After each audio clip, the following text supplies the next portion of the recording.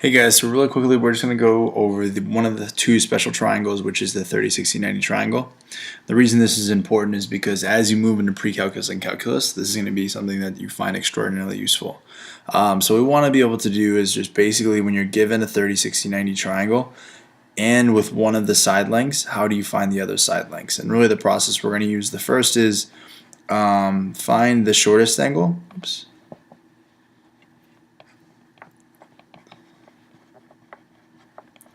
Or side rather. The second is going to be find the second longest side. And the last is find the hypotenuse.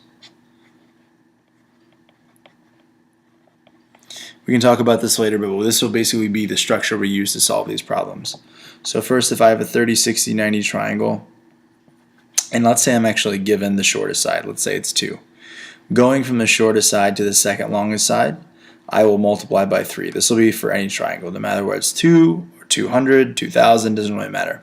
Moving from the smallest to the second smallest side of a 30, 60, 90 triangle, you're multiplied by the square root of 3. So this becomes the square root of 3. Okay, found the shortest side, got it. Found the second longest side, got it. Find the hypotenuse.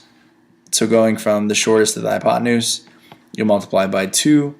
In which case this thing becomes 4. So this is sort of one version where you're actually given this one first. Let's say now instead you're given a different triangle which looks like this. Actually, sorry, you're given the same triangle, but instead it's actually instead of given the shortest side, you're actually given the second shortest side first. So let's say this is 2. So let's try to solve this guy.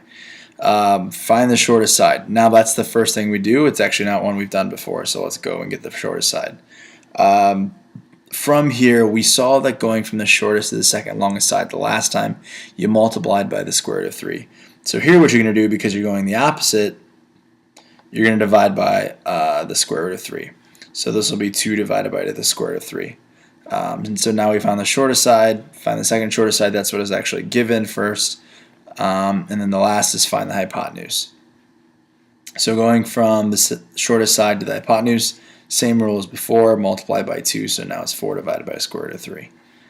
And then the last version